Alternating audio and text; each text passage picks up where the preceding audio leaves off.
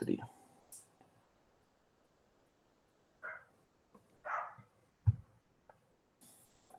La espirometría es una prueba de la función de nuestros pulmones. Es la más fácil, la más ampliamente utilizada. Sin embargo, deberían realizarse más. Es una prueba relativamente barata, es una prueba que evalúa cómo funcionan nuestros pulmones. La radiografía nos permite evaluar la estructura ahí en 2 dimensiones, ¿no? Sin embargo, la espirometría nos permite evaluar la función como tal. O sea, bastante de los valores que ocurren durante nuestra respiración son documentados con la espirometría.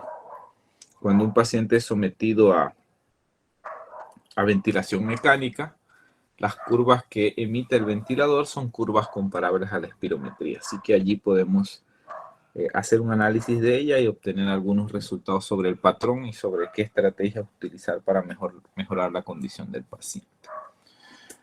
Entonces, para la realización de la prueba, ahí más adelante vamos a comentar. Nosotros tenemos 2 fases en nuestra respiración, una fase expiratoria y una fase inspiratoria. La fase inspiratoria conlleva gasto energético.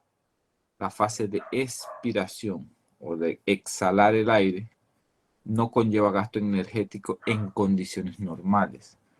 En la expiración lo que ocurre es una relajación de los músculos que se expandieron cuando ocurrió la inspiración. Le digo en condiciones normales porque el paciente con atrapamiento aéreo, el asmático, el EPOC, tiene que hacer esfuerzo con gasto de energía durante la expiración, porque no pueden expulsar el aire. Pero en condiciones normales, solo la inspiración conlleva gasto de energía. O sea que cuando inhalamos, gastamos energía. Cuando exhalamos, no hay gasto energético. Entonces la espirometría es la evaluación fundamentalmente de la exhalación del aire. Le digo fundamentalmente porque nosotros también medimos la inspiración en la espirometría. O sea, se hacen varias cosas. Entonces, el espirómetro, el clásico, el inicial, consistía en una pieza de boca conectada a una manguera que iba a un cilindro, que este cilindro flotaba sobre una cámara que contenía agua. Cada vez que el individuo soplaba, se elevaba el cilindro y este cilindro estaba conectado a un sistema de poleas que entonces registraba los cambios en los volúmenes que ocurrían cuando inhalaba o exhalaba el individuo. Este era como el método inicial, el método antiguo, la fisiología de cómo funcionaba el espirómetro. Sin embargo, en la actualidad, los espirómetros están conectados mediante un USB a una computadora portátil, o hay algunos incluso de turbina que son portables, que son de mano. Siempre que estén bien calibrados, nos permiten obtener todos los valores que necesitamos para la interpretación de la espirometría. Esto me imagino que ya lo vieron en la teoría. Es un resumen de los volúmenes y de las capacidades pulmonares. Existen pues 4 volúmenes definidos y existen 4 capacidades, que sería la sumatoria de 2 o más volúmenes. Aquí en el medio tenemos el volumen corriente, que sería o volumen tidal, que es este volumen que nosotros intercambiamos en condición normal, o sea, mientras estamos hablando, mientras estamos caminando o estamos en reposo. Ese correspondería a más o menos 500 ml, que es lo que inhalamos y exhalamos. Ese volumen es el volumen que nos permite la realización de la mayoría de las actividades cotidianas, cepillarnos los dientes, a comer y demás. Entonces, si luego de una inspiración normal, o sea que la inspiración es hacia arriba, la expiración es hacia abajo.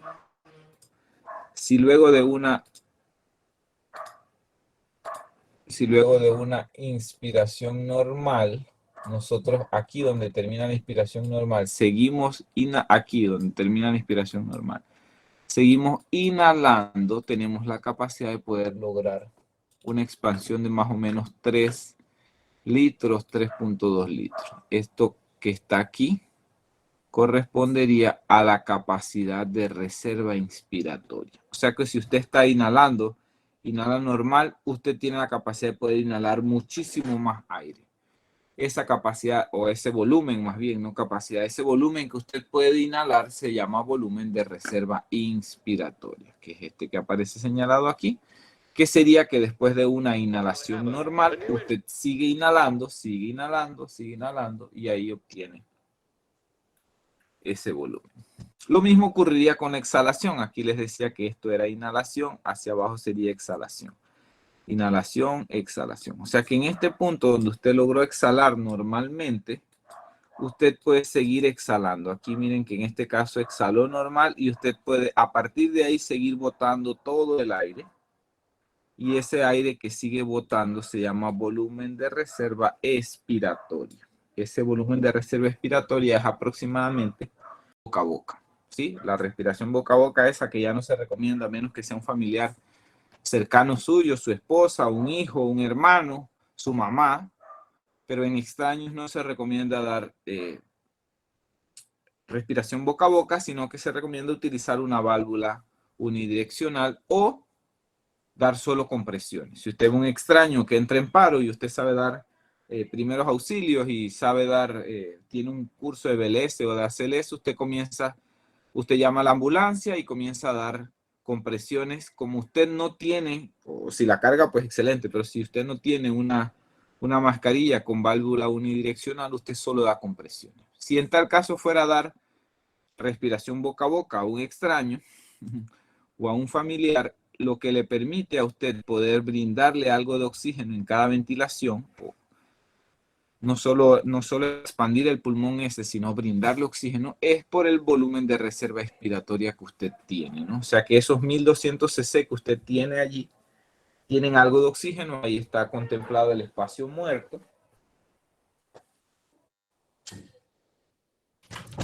Ahí está contemplado el espacio muerto y eso le permite administrarle algo de oxígeno que no se ha intercambiado en sus pulmones. Y aun cuando intentemos, dame un momento, regresé. Les decía que nosotros, aunque intentemos exhalar todo el aire de nuestros pulmones, así haciendo una expiración forzada, y tratamos de sacar todo el aire de nuestros pulmones, siempre va a quedar un volumen residual. Ese es el que permite que los pulmones estén expandidos. O sea que nunca nosotros podemos sacar todo el aire aunque lo intentemos. Y dentro de nuestros pulmones va a quedar un volumen de aproximadamente 1200 ml. O sea que aquí vamos a tener 1200, 1200, 500 y unos 3000, 3200 de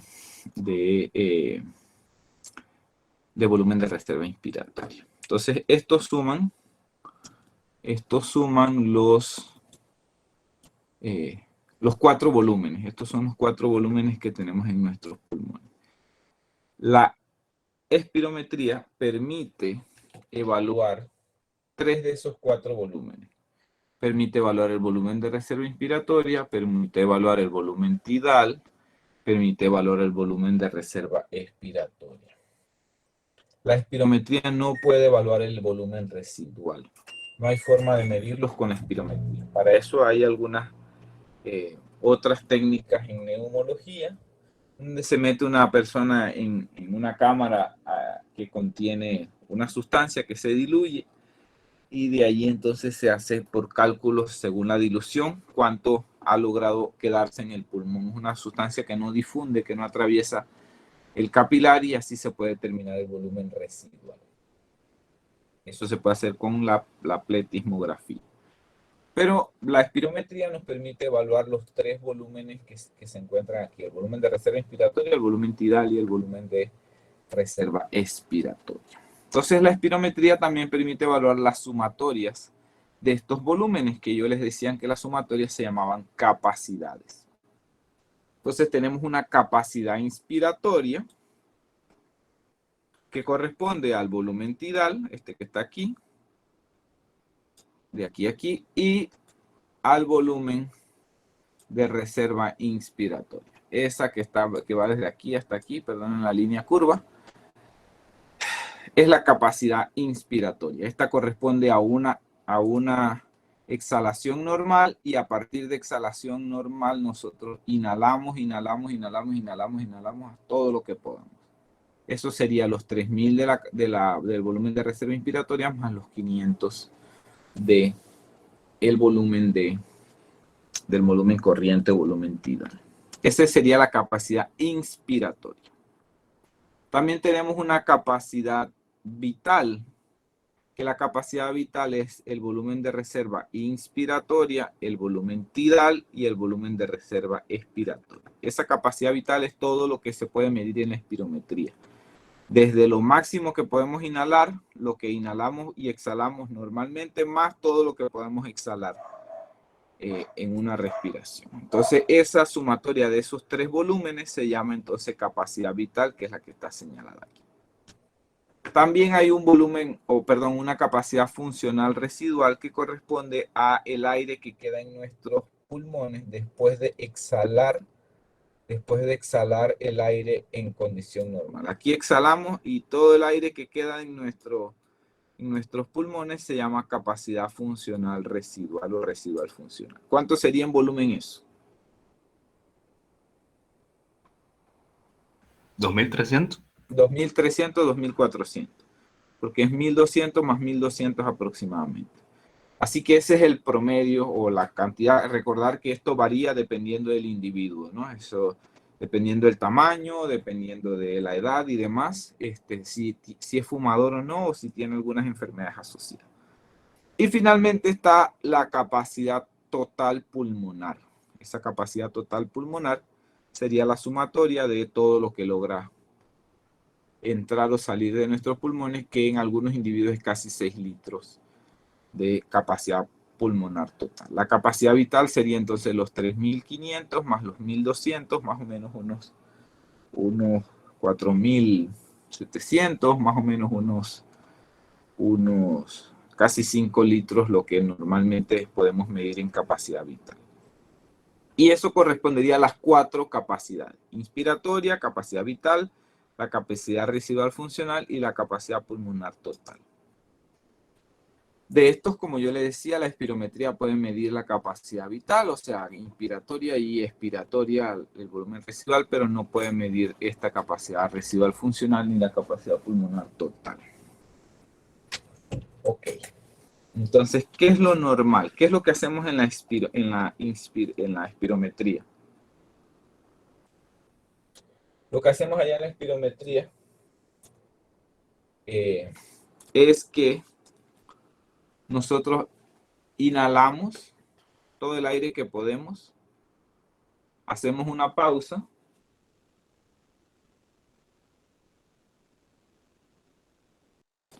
inhalamos todo lo que podemos, hacemos una pausa, colocamos la boquilla del espirómetro y soplamos, y soplamos, y soplamos, y soplamos, y soplamos todo lo que podamos. O sea que en la espirometría lo que nosotros arrancamos de aquí arriba. Decimos al paciente, a ver, usted tiene que tomar aire, todo lo que pueda del aire. Y cuando ya no logra expandir más los pulmones, que está aquí en este punto, ya tiene sus pulmones completamente llenos, allí se coloca la boquilla. Se coloca la boquilla, obviamente entre sus labios allí, sin morderla, sin los dientes, sin usar los dientes. Y logra entonces exhalar todo lo que pueda. Sigue exhalando, exhalando, exhalando, exhalando, exhalando, exhalando, exhalando. Y cuando llega a ese punto final, que ya no puede exhalar más, que ya no hay flujo de aire, entonces se le pide que inhale otra vez, con el objetivo de llegar al punto de partida, o sea, de llegar acá, inhalar todo lo que se pueda y crear una curva, que obviamente la curva no va a ser vertical como aparece allí, sino que la curva es muy similar a esta. Esto es lo que ocurre en condición normal.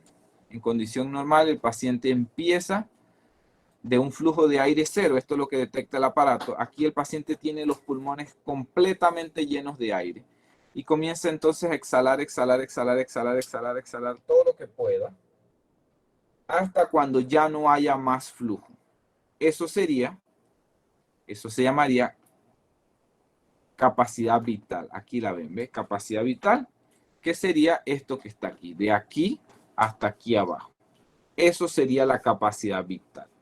Sin embargo, en la espirometría se le añade una F porque esa capacidad vital es forzada. ¿Por qué es forzada? Porque se le dice al paciente que lo intente hacer lo más rápido posible.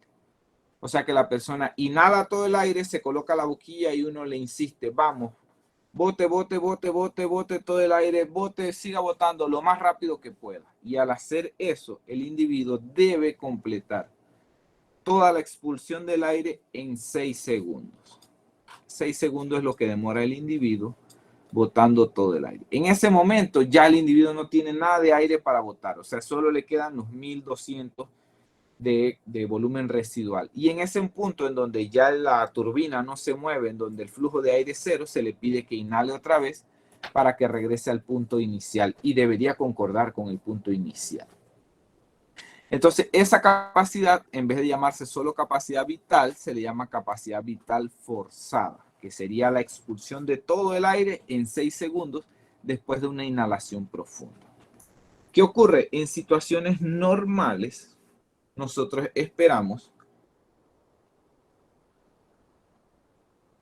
que cuando se hace esta técnica forzada, en el primer segundo, el paciente expulse 70% del aire. En el primer segundo, 70%. Y en los restantes 5 segundos de aquí hasta aquí, logre expulsar el 30% restante. Eso es lo que esperamos en condición normal. Incluso hay individuos que están tan bien que logran en el primer segundo expulsar el 90% del aire. Ese volumen expulsado en el primer segundo se llama, o volumen expirado forzado en el primer segundo, se llama FEP1. Entonces, la FEP1 en relación a la FEBC debería ser al menos 70%. Esa relación se llama índice de Tifenot. El índice de Tifenot debería ser 70% como mínimo en relación a la capacidad vital forzada. ¿Estamos claros? O sea que si, por ejemplo, aquí pusieron un ejemplo, un paciente tenía una capacidad vital forzada de 5 litros, una capacidad vital forzada de 5 litros, en el FEP1, en el primer segundo, logró expulsar 4 de esos 5 litros. O sea que si usted agarra mucho aire e intenta expulsarlo lo más rápido posible, en el primer segundo va a expulsar cerca del 70% o incluso más. No sé si alguno de ustedes ha tenido la oportunidad de hacerse una espirometría. Yo, doctor. ¿Cómo le fue? ¿No se mareó? No, aunque sí cansaba un poco. Sí cansa, ¿no? Pero el asunto es que hay que coordinar eso, hay que coordinar el hecho de que hay que tomar aire, colocarse la boquilla, no dejar que salga el aire y luego entonces expulsarlo lo más rápido posible. Aquí ahorita vamos a ver algunos ejemplos de cómo está una espirometría real allí que hace poco recibí. Ok, entonces las indicaciones de la espirometría. Realmente son 4 grupos de indicaciones como método diagnóstico. Le digo que la verdad es que deberíamos hacer más espirometría de las que hacemos. Todos los pacientes asmáticos o todos los pacientes con EPOC que están recibiendo tratamientos para asma o para EPOC deberían tener una espirometría. Al menos una. Es como todos los pacientes con falla cardíaca deberían tener un ecocardiograma. Para el monitoreo de algunas intervenciones o de exposición de algunos individuos para evaluar la discapacidad bajo algunas condiciones y como método de salud pública, porque hay que obtener las cifras y hay que obtener para estudios de investigación y para ver cómo han ocurrido los cambios y ustedes saben que los valores siempre los comparamos con individuos sanos. En cuanto al diagnóstico, nos permite evaluar si el paciente ya indica que tiene una sensación de que le falta el aire, con o sin cambios en la radiografía, hay que hacer una espirometría. Si el paciente está teniendo una enfermedad pulmonar, si el paciente va a ser sometido a una cirugía,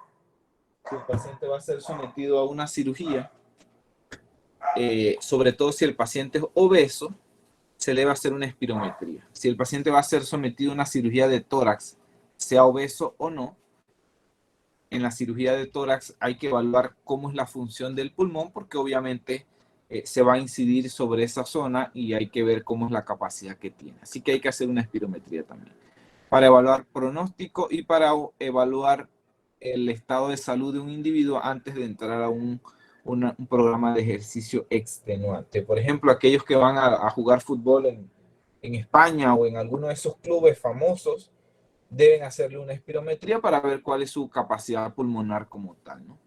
Y evaluar si es sano o no. Para intervenciones terapéuticas, para ver el curso de las enfermedades que afectan el pulmón, las enfermedades reumatológicas que pueden afectar el pulmón, aquellos pacientes que están expuestos a sustancias nocivas,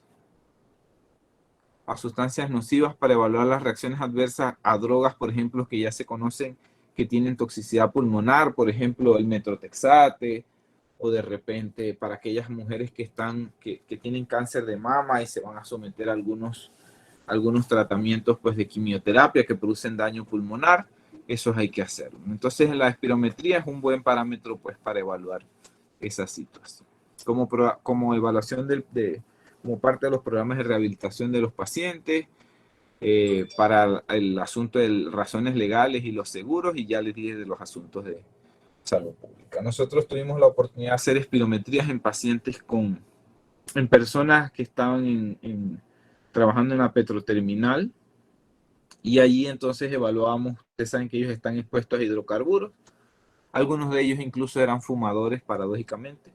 Entonces se les hacía espirometría y el que les salía el patrón alterado se refería entonces al neumólogo para seguimiento, como una prueba ahí de tamizaje para evaluar si estaban siendo afectados o no debido a su actividad laboral.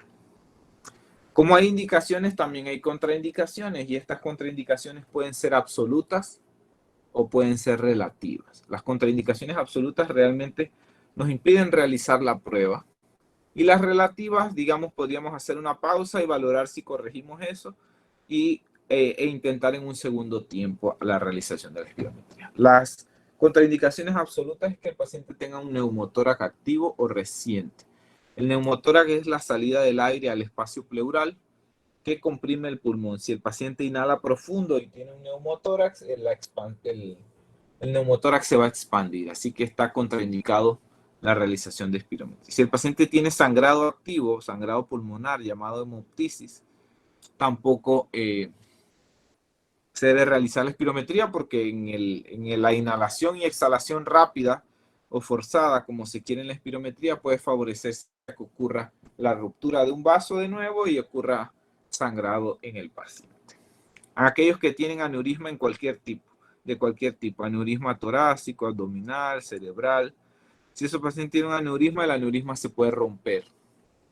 Se puede romper durante los cambios de presión que ocurren con la inhalación y exhalación profunda, así que se recomienda mejor no hacerlo, porque en la espirometría se pueden hacer hasta 7 intentos, 8 intentos de inhalación y exhalación profunda, y mientras se le explica al paciente y todo lo demás, ese aneurisma se puede romper, así que mejor no intentarlo. En aquellos pacientes que tienen dolor de pecho o angina inestable o infarto agudo al miocardio, no se debe realizar. Si tiene una cirugía torácica o abdominal reciente, tampoco. Y en aquellos pacientes que tienen historia de desprendimiento de retina o una cirugía ocular reciente, tampoco se debe realizar espirometría. En este caso hay que esperar al menos 3 meses para poder realizar la espirometría, y entonces pues nada, darle tratamiento sintomático al paciente y después entonces realizar la espirometría. En cuanto a las contraindicaciones relativas, que digamos que pueden ser subsanadas, que en el momento no se pueden realizar, pero que más adelante quizás sí, es que el paciente no comprenda no comprenda la prueba, ya sea por una barrera idiomática, el paciente habla otro idioma o habla un dialecto y usted no le puede explicar o el paciente no logra comprender, o que el paciente no colabore porque está, no sé, aturdido, está somnoliento, está cansado, borracho, lo que sea, ese paciente que no coopera, que no colabora, que no entiende la prueba, habría que intentar explicarle en otro momento, cuando esté más alerta, más despierto, o que usted tenga un traductor allí para que le explique cómo se debe hacer la prueba. En aquellos pacientes que tienen problemas bucodentales o faciales, que le impidan la colocación o la sujeción de la boquilla. Si se puede resolver el problema de ese bucodental y no hay salida de aire, se puede repetir la realización de la prueba. Si no hay forma de corregirlo, entonces pues esa prueba no es confiable y lastimosamente no se va a poder realizar. Si el paciente presenta o la paciente presenta náuseas por la boquilla. La boquilla es una boquilla estéril, una boquilla que no tiene sabor ni tiene olor. Las náuseas se provocan por el reflejo nauseoso. Hay personas que usted agarra 2 depresores de lengua y le toca ya la úvula y el paciente ni hace arcada. Y hay otros pacientes que usted solo le pide abra la boca y comienzan de una vez a hacer arcadas por náusea. Entonces hay pacientes y hay pacientes. Si ocurre eso, en algunos casos lo que se puede utilizar son sprays estos anestésicos para evitar las náuseas en el paciente o darle medicamentos para las náuseas. Pero en ese momento no se puede realizar la espirometría. Si el paciente presenta dolor torácico por alguna razón, tiene un herpes o tiene algo que le impida la realización de la prueba, que no sea por infarto, porque allí si es infarto, pues no se puede realizar.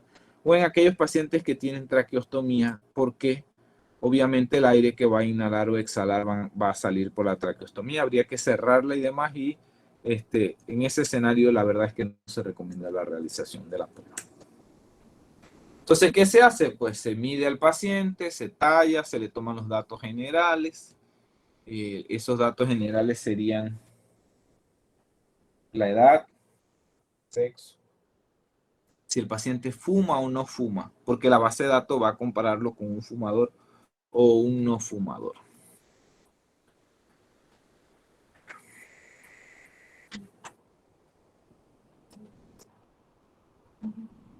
Entonces,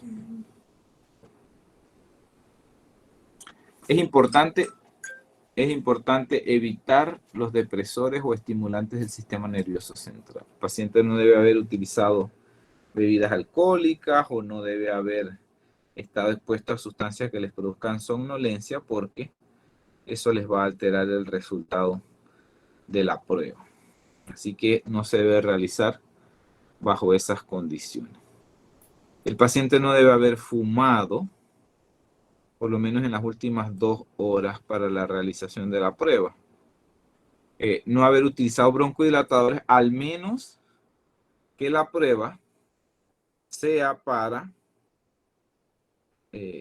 evaluar la respuesta a los broncodilatadores. Si la prueba fue realizada para evaluar si responde o no a los broncodilatadores, allí se podría utilizar. No haber hecho ejercicio en los últimos 30 minutos y utilizar ropa ligera no ajustada. Hay que preguntarle al paciente, insistirle si tiene faja o no, porque pues hay mujeres que utilizan faja a diario como una práctica regular, y obviamente esa ropa ajustada o las fajas pueden hacer que haya un patrón allí de restricción a nivel pulmonar.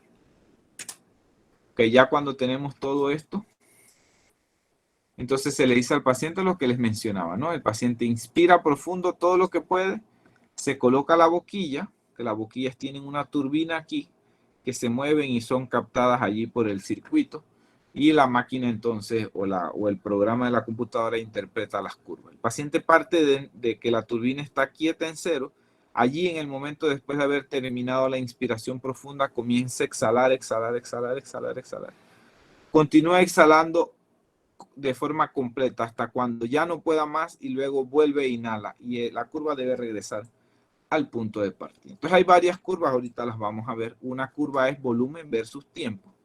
El volumen inicial está ahí en 0, aquí vemos volumen y aquí vemos el tiempo que se extiende así. Hay otra curva que se llama flujo volumen. En este caso, la expiración está hacia arriba, no hacia abajo como en la otra. Y el paciente inicia la prueba aquí. El paciente inhala exhala lo más rápido que pueda y al exhalar, miren que la curva inicialmente es una curva lineal hacia arriba. Y luego llega un punto en donde el paciente comienza el flujo de aire, la cantidad de litros por segundo que logra expulsar es poca, es poca, es poca. El paciente sigue exhalando, sigue exhalando, sigue exhalando y llega un punto en donde ya no hay flujo de aire. O sea, ya el paciente no puede exhalar más. En ese momento parte al punto cero de flujo y el paciente ahora inhala. Y al inhalar produce una curva que esa curva parece más un semicírculo que es más redondeada, llega a un punto medio y luego regresa y debe regresar al punto de partida. Eso es lo que esperamos en la curva flujo-volumen, que haya una elevación rápida, una pendiente de caída y luego una inspiración con forma de semicírculo y que regrese al punto inicial. En este punto de la expiración, cuando el flujo comienza a caer, no deben haber existido artefactos que hagan que la curva se vea así porque indican que el paciente tosió o que está haciendo microinhalaciones cuando está exhalando y eso indica que la prueba no es confiable.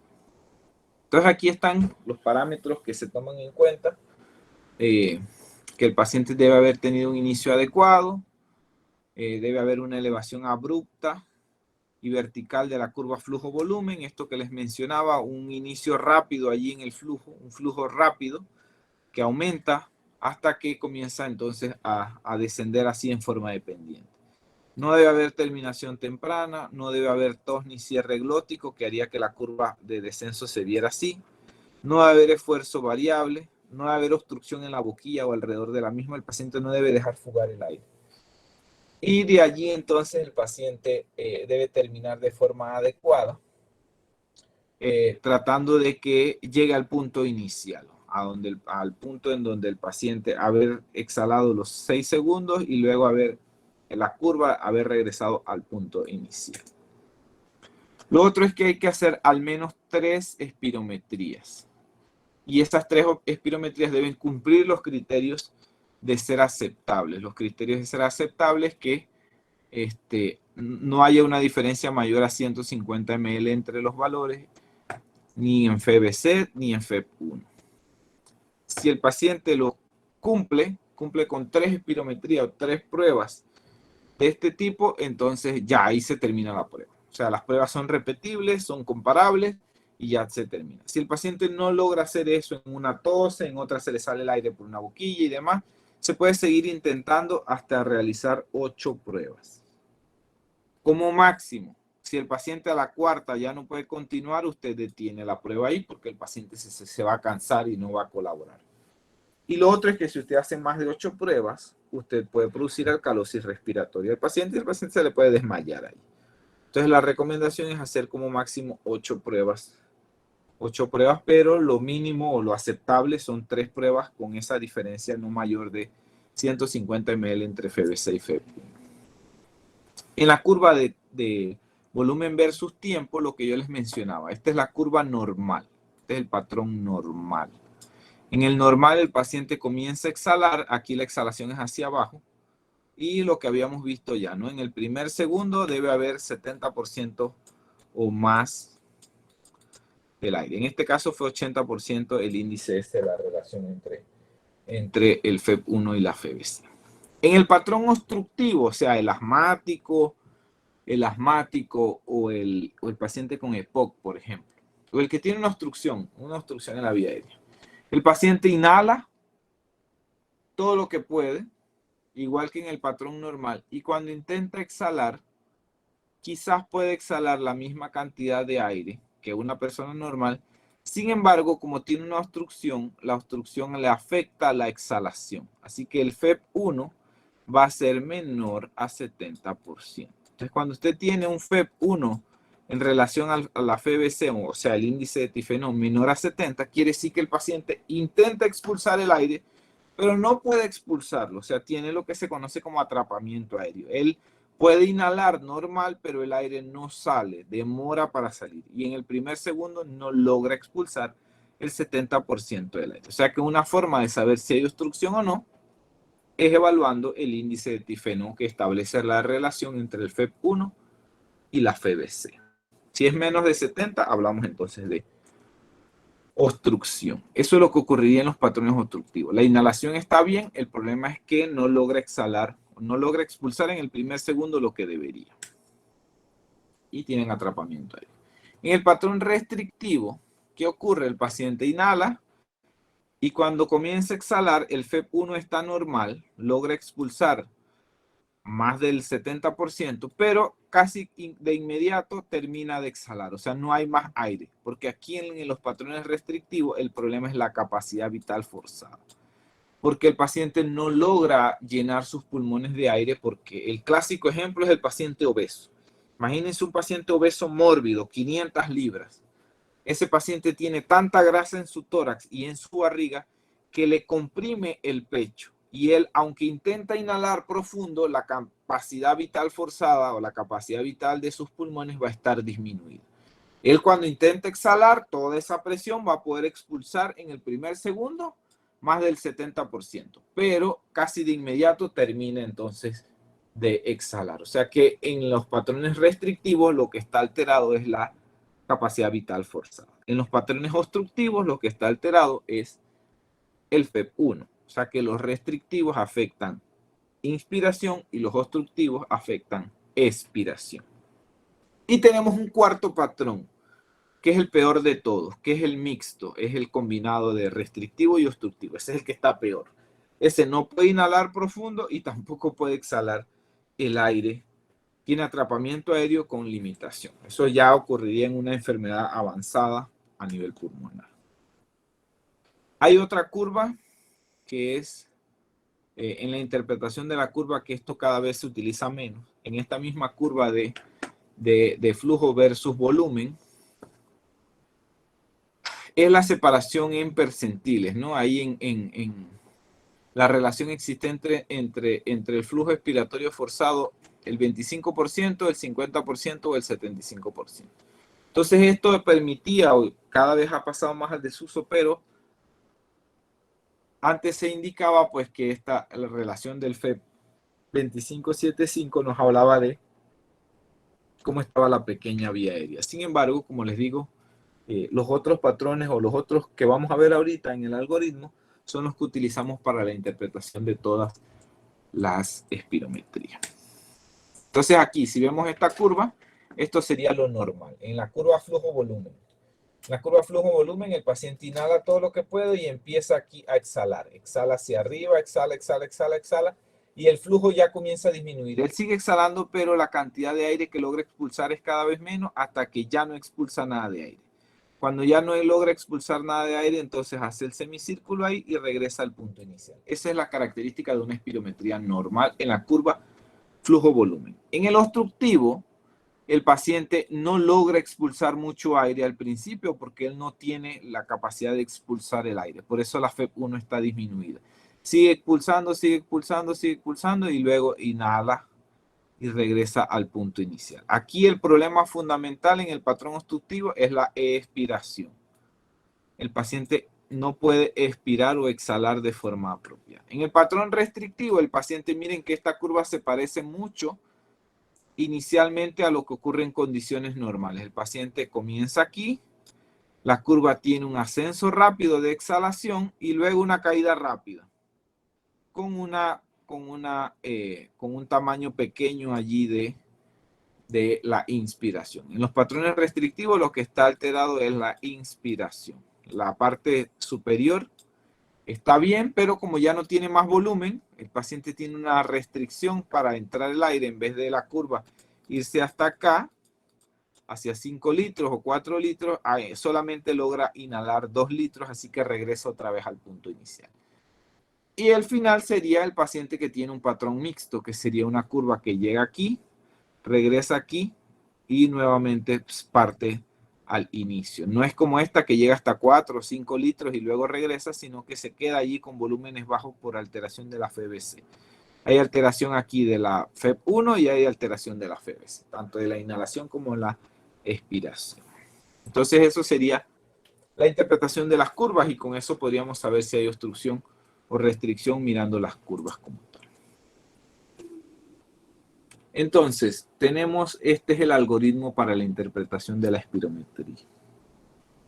Tenemos que partir del hecho de que la curva sea válida, ¿no? Cumpliendo los criterios de que no haya tos, de que no haya un cese temprano, que no haya flujo variable, que el paciente no reinale, que no se le salga el aire por los lados y demás. O sea, que la curva sea válida. Si la curva no es válida, hay que repetir. No se debe interpretar, ese parámetro se saca del programa. Se pone que esa curva no sirvió. Si la curva sí sirvió, entonces hay que compararla con otras dos curvas más. O sea, que las curvas sean reproducibles y tener 3 curvas para la interpretación, sacar el promedio y de ahí interpretar. Finalmente, si la curva es reproducible, entonces miramos esto, lo que les mencionaba, la relación entre el FEB1 y la FBC, que eso se llama índice de tifenó, tifena U. Se escribe. Ese índice de tifenó debe ser al menos 70%, que es lo mismo que decir 0.7. 0.7 y 70% es lo mismo. Si es menos de 70.7, menos, miren, ahí está el signo de menos. Si es menos de 70.7, ¿qué tenemos? ¿Restricción u obstrucción? Obstrucción. Obstrucción. Aquí entonces iría obstrucción. Si es más de 70%, no hay obstrucción. ¿De acuerdo? Entonces seguimos ahí en la interpretación. Obstrucción si es menos del 70% y no hay obstrucción si es menos del, si es más del 70%. Ok, entonces ya tenemos la parte inicial. Lo primero que tenemos que evaluar es el índice de tifenó. Ahora, si hay obstrucción puede haber dos cosas. Puede ser que sea puramente obstructivo o que sea mixto. Y si no hay obstrucción, puede ser que sea normal o que sea restrictivo, que es lo que aparece aquí. Para darnos cuenta si hay alteración en la capacidad vital forzada, evaluamos la FBC. Si la FBC está menor de 80, quiere decir que está alterada. Si es menor de 80, entonces aquí dice si es menor de 80, es restrictivo. Si no es menor de 80, o sea, por ejemplo, es 100, la capacidad vital forzada, entonces el individuo tiene una espirometría normal. Lo mismo para la obstrucción, se usa el mismo parámetro, FBC igual 80%, FBC igual 80%. Si tiene una FBC menor al 80, quiere decir que tiene un patrón obstructivo, pero también tiene un patrón restrictivo. Y si no tiene, o sea, si tiene una FBC mayor a 80, quiere decir que es puramente obstructivo y sería este el patrón. Y ahí tendríamos los 4 patrones existentes en la espirometría. Solamente utilizando esos dos valores, solamente utilizando FEB1 entre FBC y utilizando la FBC. Respecto a 80 o respecto a 0.7. Si el patrón es normal, listo, no hay que hacer más nada. Si el patrón es restrictivo, tenemos que clasificarlo. Tenemos que clasificarlo como leve, moderado, severo o muy severo, utilizando lo que nos clasifica la restricción. Lo que nos clasifica la restricción es justamente la FBC. Si tiene una FBC de 65 hasta 80, quiere decir que es leve. Si la FBC es de 50 a 64, moderado, de 35 a 50, severo, y muy severo, menos de 35. Esos serían los 4 grados de restricción presente. Para evaluar la obstrucción no utilizamos el índice de tifenó, sino que utilizamos solo la FEB1. Solo la FEB1. Y los valores son los mismos, así que si ustedes aprenden estos, son los mismos que se utilizan acá. Así que esos son los mismos valores que tienen que aprenderse. Que sería 65, 50, 35 y menos de 35. Entonces aquí clasificamos la obstrucción como leve, moderada, severa o muy severa. Si el paciente tiene un patrón mixto, entonces la recomendación es clasificar cada uno de los trastornos. Es decir, es mixto con una restricción severa, con una obstrucción moderada, o una restricción leve y una obstrucción leve. Entonces, clasificar en los patrones mixtos utilizando ambos parámetros. Se clasifica la restricción usando este y se clasifica la obstrucción utilizando este que está acá. Y esto es realmente lo que deben tener en mente. A esto es lo que deben tomar fotos, eso es lo que ustedes deben recordar, porque esto es lo que nos permite clasificar las espirometrías. Y estos valores, el índice de tifeno si es del paciente. Este es del paciente. Todos los demás son comparaciones, el 80% o el porcentaje este que aparece aquí sería la FBC y demás, comparaciones con otro individuo sano, de la misma edad, con el mismo peso, mismo sexo y si es fumador o no, o sea, las mismas características del paciente. Estas son las recomendaciones de variación allí que ocurren dependiendo de la guía, ¿no? Pero el que yo les recomiendo utilizar es este que aparece. Los otros parámetros indispensables que hay que medir en la espirometría es el grado de reversibilidad. Para ver el grado de reversibilidad se utilizan broncodilatadores. ¿Qué quiere decir que es reversible? Que de repente el paciente tiene un patrón obstructivo, usted le da 2 puffs de salbutamol, le vuelve a tomar una espirometría y ahora está normal. Entonces, quiere decir que ese patrón es reversible cuando usted le da el tratamiento. Ese criterio de reversibilidad es útil para hacer el diagnóstico de asma, porque el asma es por definición, una enfermedad que es reversible con o sin tratamiento. O sea que el paciente con asma hace una crisis, empeora su función pulmonar, cuando mejora de la crisis, la función pulmonar permanece igual. Después hace otra crisis, empeora su función pulmonar, cuando termina la crisis regresa prácticamente al mismo punto y así se comporta el paciente asmático. Ese es el patrón, con muy poca caída de la función pulmonar. En el paciente con EPOC, él hace una crisis y cuando regresa a lo normal, su función pulmonar disminuyó. Hace otra crisis y cuando sale de la siguiente crisis, su función pulmonar ha ido en deterioro. Y el EPOC tiene una caída rápida, de manera que no es reversible. No logra llegar al valor inicial que tenía. Entonces los broncodilatadores, si bien modifican la evolución de la enfermedad y hacen que el paciente se sienta mejor, pueden no ser reversibles y para eso están los criterios estos de la diferencia entre el FEP1 post broncodilatador menos el pre-broncodilatador, que debe ser más de 200, y así igual se pueden medir en porcentajes como 15, 12 y dependiendo del parámetro que vayamos a utilizar. Pero esto es lo que habla de que el broncodilatador hace que se modifique el FEP1 en los pacientes, evaluando sobre todo obstrucción, porque aquí lo que estamos hablando en reversibilidad es en patrones obstructivos. Ya les hablé sobre el flujo expiratorio 25-75, que se utilizaba como un método para evaluar cómo estaba la pequeña vía aérea en el contexto del paciente, si tenía fibrosis o no. Hay un test que se llama test de broncoprovocación, que es que en vez de utilizar un broncodilatador, utilizamos una sustancia que produce broncoconstricción. O sea que el paciente, su bronquio o su bronquiolo, en vez de aumentar de tamaño, se hace más pequeño. O sea, en vez de relajarse, lo que hace es contraerse. Esta sustancia puede llevar al paciente a la muerte. Los más común utilizado en el test de broncoprovocación es la metacolina. Entonces el paciente se le pone a inhalar eso y el paciente hace una restricción, hace una obstrucción allí de su vía aérea y usted lo documenta en la espirometría. Esto es una prueba que ha pasado al desuso, pero que se utiliza o se utilizaba bajo condiciones especiales en aquel paciente en el que usted pensaba que era asmático. Todo indica que es asmático. Tiene síntomas nocturnos en casa, se le escuchan sibilancias, no tolera hacer ejercicio porque hace sibilancias cuando hace ejercicio. Pero cuando usted le toma una espirometría, resulta que la espirometría está normal. Entonces, en el contexto de tener una espirometría normal, con alta sospecha de que se trata de un asmático, de un paciente que es hiperreactivo, entonces se le hace este test de metacolina. Bajo condiciones especiales, con todo el equipo por si hay necesidad de intubarlo y todo lo demás, pero nos permite confirmar el diagnóstico, nos permite confirmar hiperreactividad en el contexto de un paciente con sospecha o alta sospecha de un asma, por ejemplo. ¿Dudas o preguntas?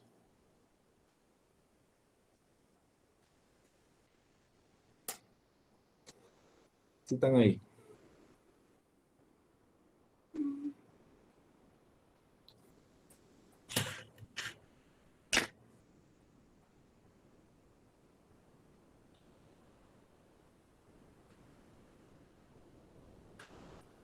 No, dudas o preguntas, no.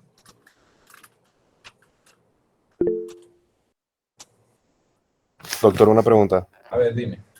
Eh, ¿Cuál es la razón por la cual hay unos pacientes que tienen asma cuando son niños, pero de repente ya no les da una crisis desde cierta edad, por ejemplo, a los 12 años? Porque van al curandero y el curandero ahí le hace pócimas y con eso le cura el asma, y hay curanderos que son tan buenos que le curan el asma a los pacientes. No, esa es la evolución natural del asma. El asma es una enfermedad de inicio temprano, en los primeros años de vida, en la infancia, con desaparición en la edad adulta. Por los cambios hormonales que ocurren en la pubertad, un gran porcentaje de los pacientes le desaparecen los síntomas. Esos síntomas van a volver a los 40 o 50 años. Entonces, el clásico paciente asmático es el paciente que fue asmático de niño, cursó sin episodios de crisis asmática durante su adolescencia o durante su edad adulta, durante su edad productiva, y conforme van pasando los años, nuevamente aparecen los síntomas de inflamación. Les digo que en la pubertad se modifica la carga hormonal y esta carga hormonal tiene un efecto sobre aumentos de cortisol, disminución de inflamación y demás. Esto no ocurre en el paciente con EPOC. El paciente con EPOC, que la mayoría de los casos, si bien hay causas genéticas, el déficit de alfa-1 antitripsina y demás, la mayoría de los pacientes con EPOC están asociados al uso de contaminantes. Dentro de eso, pues el tabaquismo es el principal.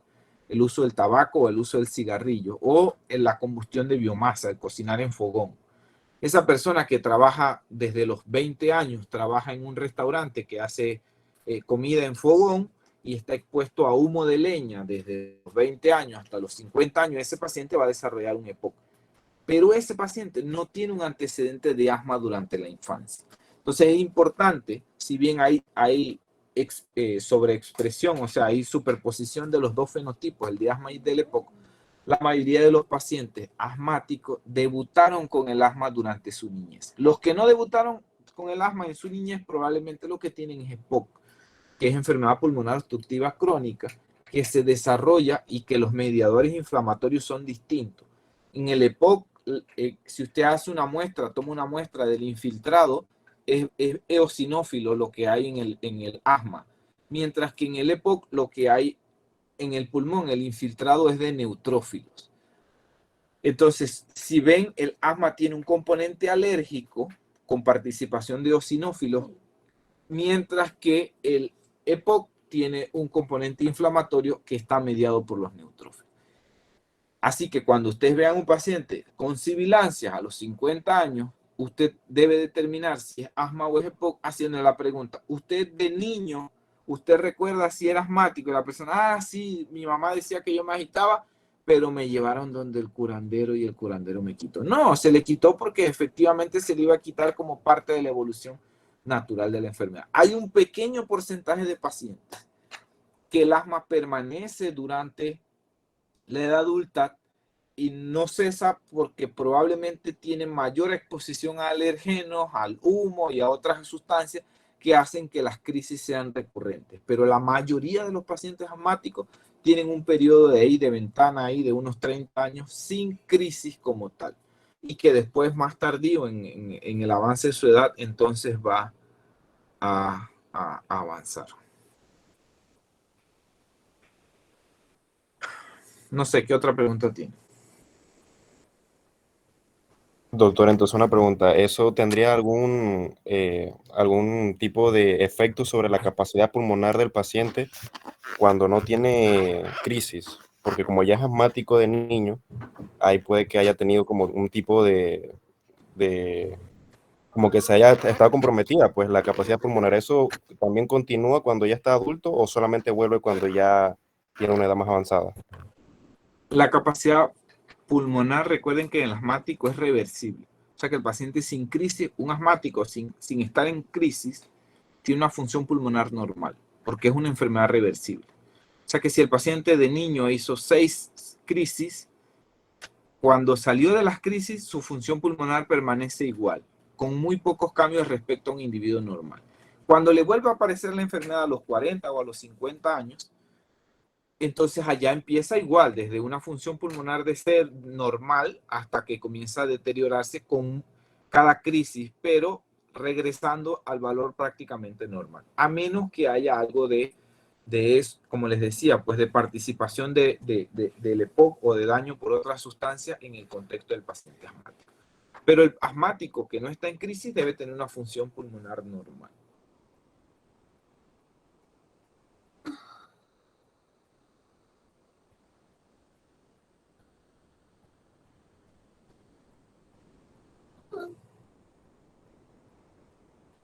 Ahora, yo les tengo una pregunta. Si nos hacemos una espirometría y tenemos resfriado, ¿qué pasa?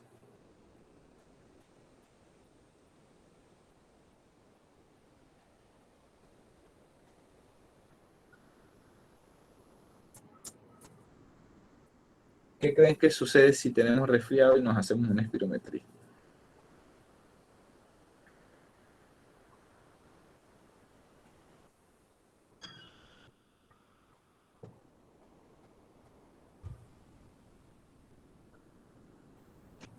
¿Creen que se altera, sí o no?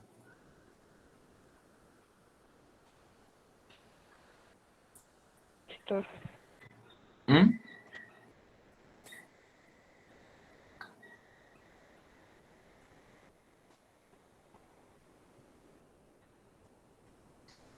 Hola, hola. Alguien que me diga sí, no, no se altera. Sí, sí se altera.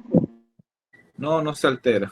Al menos que usted tenga sibilancias y probablemente usted no va a tener sibilancias con un cuadro respiratorio agudo.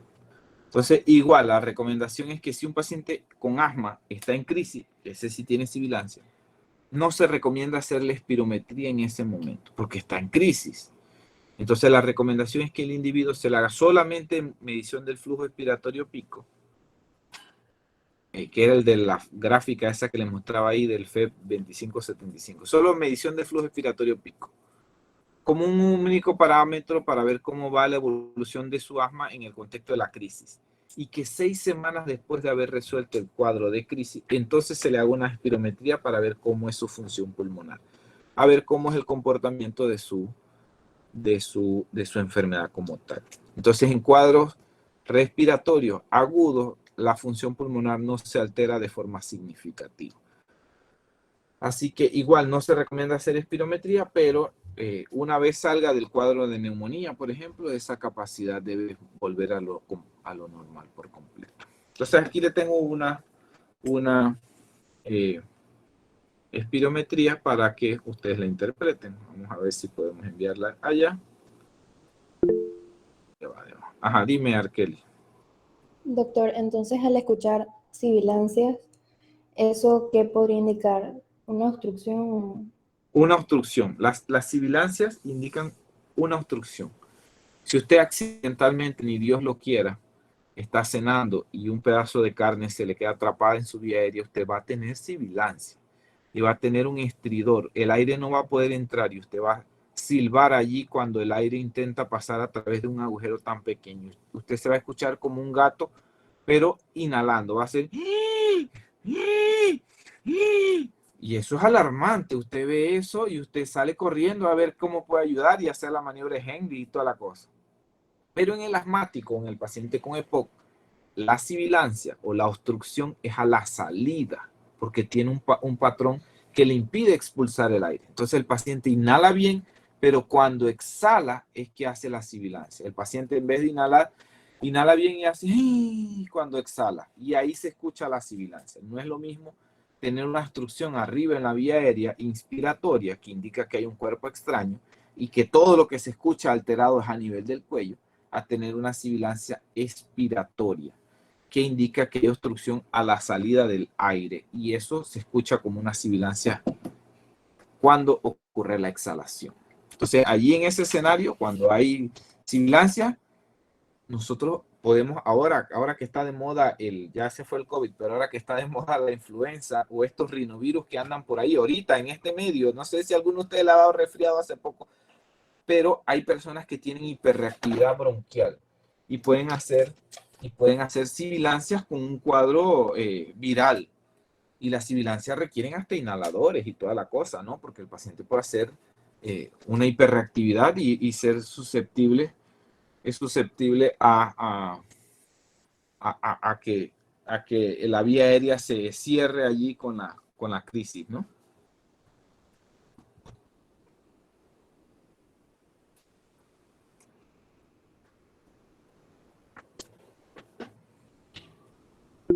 A ver, María, dime.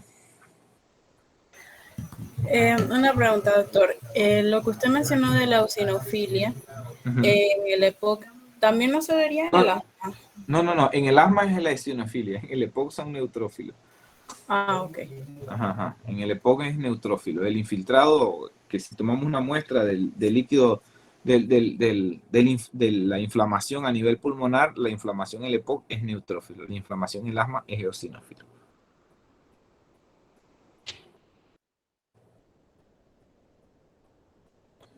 A ver, aquí está.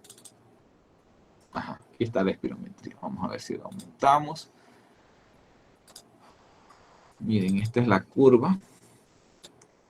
A ver si podemos moverla. Ajá, esta es la curva. Miren, a ver si estoy transmitiendo, si estoy presentando. Sí, estoy presentando. Ok, si ustedes miran la gráfica, la máquina tira un sombreado ahí, una línea de cómo debería ser en condición normal. ¿Lo ven? Eso es lo que debería ser normal. Ahí en la curva flujo-volumen, ¿no?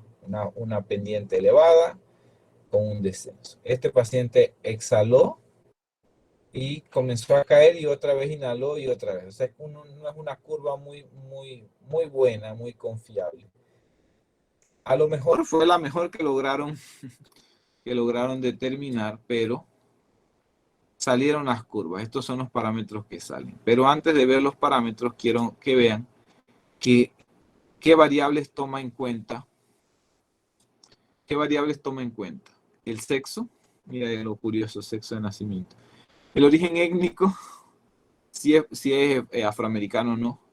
Si es fumador, la altura, el peso, el índice de masa corporal lo calcula si el paciente tiene antecedentes de asma o EPOC. Y con estos parámetros, la base de datos compara a un individuo normal. O sea que el paciente el técnico mete esos datos y al meter esos datos, la máquina se ajusta a que el paciente debe tener X parámetros de volumen para establecer entonces los porcentajes. ¿Qué decíamos que teníamos que buscar inicialmente en la espirometría, en la interpretación? Además de ver que las curvas son confiables, que son reproducibles y demás, ¿qué deberíamos buscar? ¿Cuál es el primer parámetro que debíamos verificar? El índice de tifeno. El índice de tifeno, que es este que aparece aquí.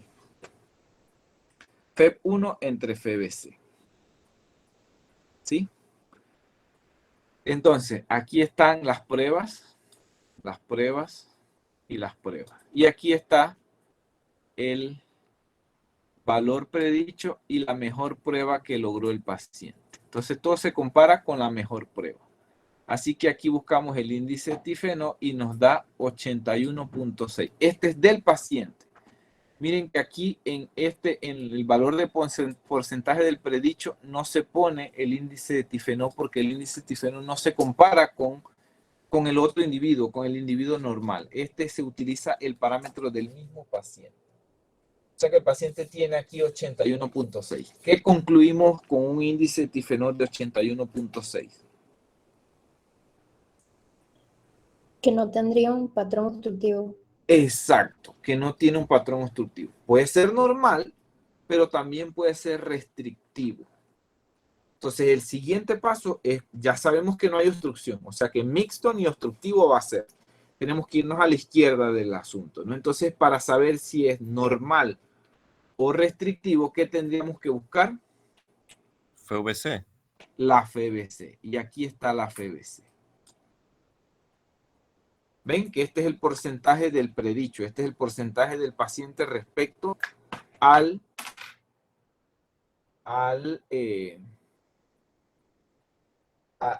paciente, al individuo normal. O sea que el paciente obtuvo una FBC de 74%. ¿Qué tendría? O sea, un patrón restrictivo.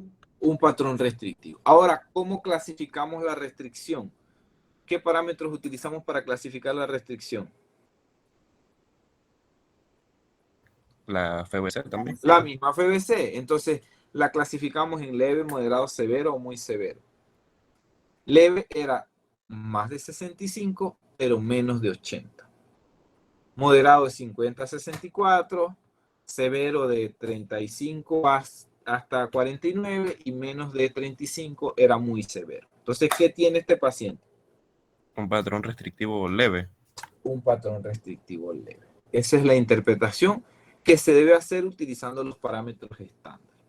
Aquí, aunque la máquina puede utilizar valores de comparación y establecer un parámetro allí, miren que aquí tira la otra gráfica de volumen versus tiempo. La conclusión de esta espirometría sería un patrón restrictivo leve.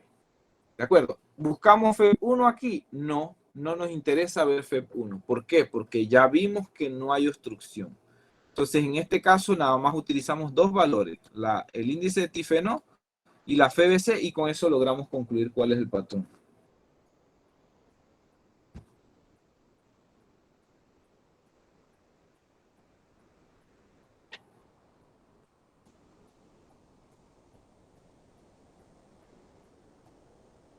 Vamos a ver si encuentro otra espirometría por aquí. Entonces ya sabemos que no se modifican de forma aguda, ya sabemos el curso de las enfermedades. A ver. Tenemos una espirometría por aquí.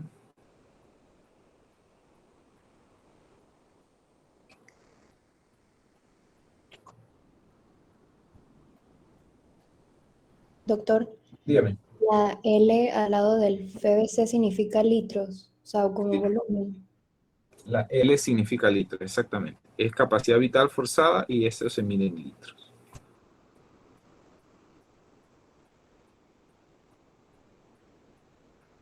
Aquí tengo otra.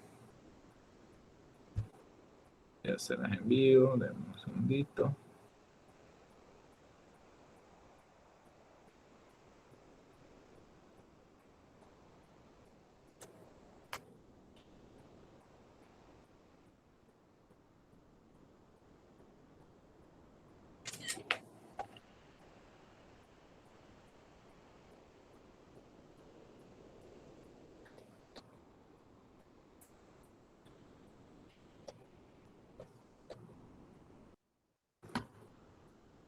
Va a ser un poco oscura, pero igual creo que se va a ver. Oh.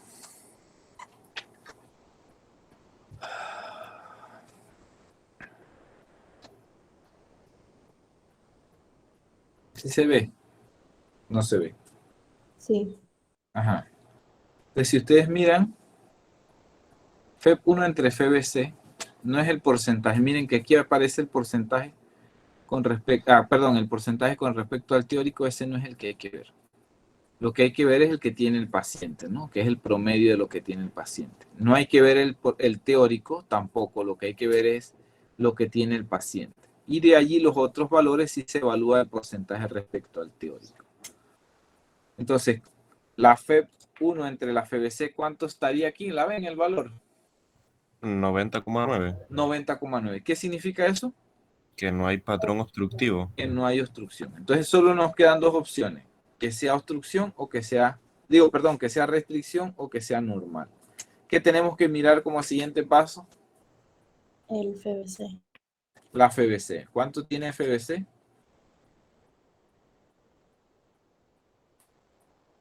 72 sería también un patrón restrictivo leve como el anterior. Exactamente. También sería un patrón restrictivo leve como la anterior.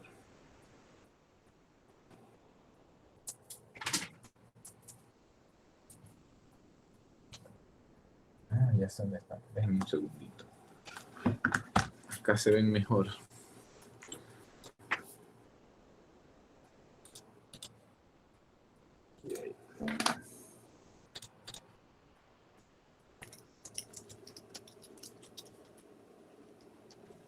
Ujú.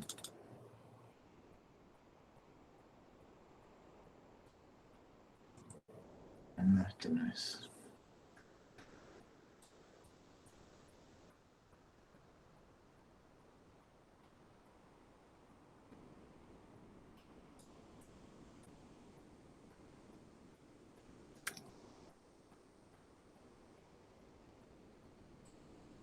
Aquí están. Vamos a ver si... Chido, página. Esto se ve mejor.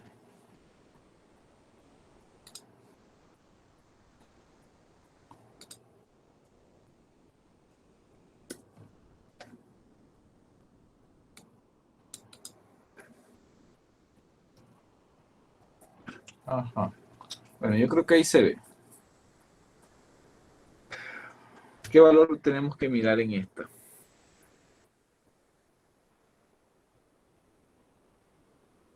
El índice de tifano promedio, que sería Ajá. 87,8, 87,8. ¿Qué sería eso? No hay obstrucción. normal. Obstrucción, perdón. No había obstrucción. Ajá. Y tenemos que ver entonces si hay, cómo está la FBC, ¿no? Ahí sí se busca el valor, el porcentaje respecto al teórico. Está normal. O sea, está arriba de 80. De 80. Entonces esa sería una espirometría normal. Ajá, miremos este que está aquí.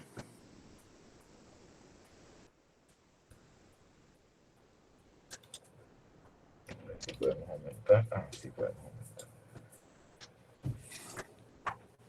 ¿Cuánto tiene el índice de tifeno? 61,8. ¿Qué significa? Está por Es debajo de 80, puede ser obstructivo. Obstructivo. Entonces, ¿ahora qué tenemos que mirar? ¿FEB1 o tenemos que mirar FBC? FEF1. No, FBC. Necesitamos ver FBC al igual que en los casos de no obstrucción porque necesitamos saber si es mixto, o sea, si es tanto restrictivo como obstructivo. Entonces, al igual que en el caso de que el índice de tifeno sea normal, cuando el índice de tifeno está alterado, igual buscamos FBC. Entonces, miren el valor de la FBC. ¿Lo ven? Sí, está aumentado. O sea, que está arriba de 80. Quiere decir que no hay Normal, ¿no? que no hay restricción. O sea, que ¿qué tendría este paciente?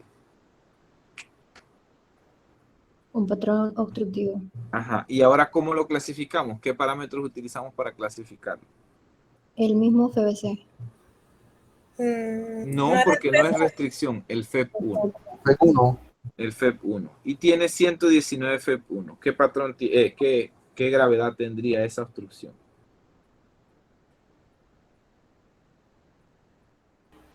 Leve.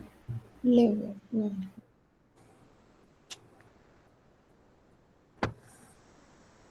Leve. Así mismo es. Aquí hay otro, yo creo que este fue el que vimos ahorita. 90 y 72. Creo que este ya lo vimos también. Y este que está aquí. Vamos a aumentarlo.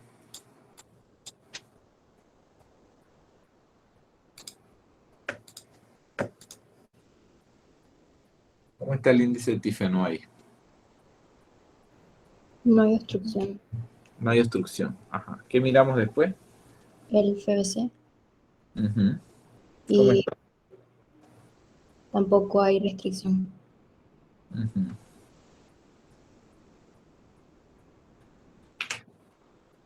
Tampoco hay restricción. O sea que sería normal. Y miren la curva, por lo menos la que lograron imprimir aquí, la que lograron sacar. En sombreado aparece lo que debería tener y esto es lo que tiene el paciente. No es ni que la mejor curva, pero se parece bastante. O sea que logró alcanzar un ascenso allí, ahí se mantuvo en el tiempo y cayó y bueno. Y se quitó la boquilla después de eso, o sea que por eso la línea aparece como cero. Pero realmente lo más apropiado hubiese sido que tirara la curva otra vez de la inspiración en la parte inferior. Así que así se interpreta la espirometría. Es una forma fácil de interpretarla, a mí no me parece complicado. Lo único pues que hay que tener a mano esto, pues, tener a mano el algoritmo. ¿Por qué se los digo? Porque allá llegan internos y no saben cómo se interpreta la espirometría, pero en 2 minutos pueden recordar esto, o si logran encontrar la gráfica allí, el algoritmo de cómo interpretarlo, allí van a saber cómo es el grado de obstrucción y demás. Porque de acuerdo a la obstrucción, asimismo podemos predecir pronóstico en el paciente y podemos predecir el tratamiento que debemos instaurar al paciente. Podemos hablarle si requiere oxígeno en casa o no, si tiene una sobrevida alta o una sobrevida baja y demás. Y si el paciente es candidato o no a una cirugía, dependiendo de cuánto está su restricción y demás. Así que eso sería el tema de hoy. Espirometría. Doctor, entonces Dígame. el valor que se toma de la misma persona a la que se le está haciendo la espirometría solamente es el índice de tifenol. Exactamente. Todos los demás los tiene que calcular la computadora, que es compararlos respecto a un individuo normal de su misma edad, de su mismo sexo, de su misma raza, con antecedentes o no de tabaquismo. Y de allí entonces la máquina tira un porcentaje. Y nosotros interpretamos esos porcentajes, ya sea en FBC o en FEP.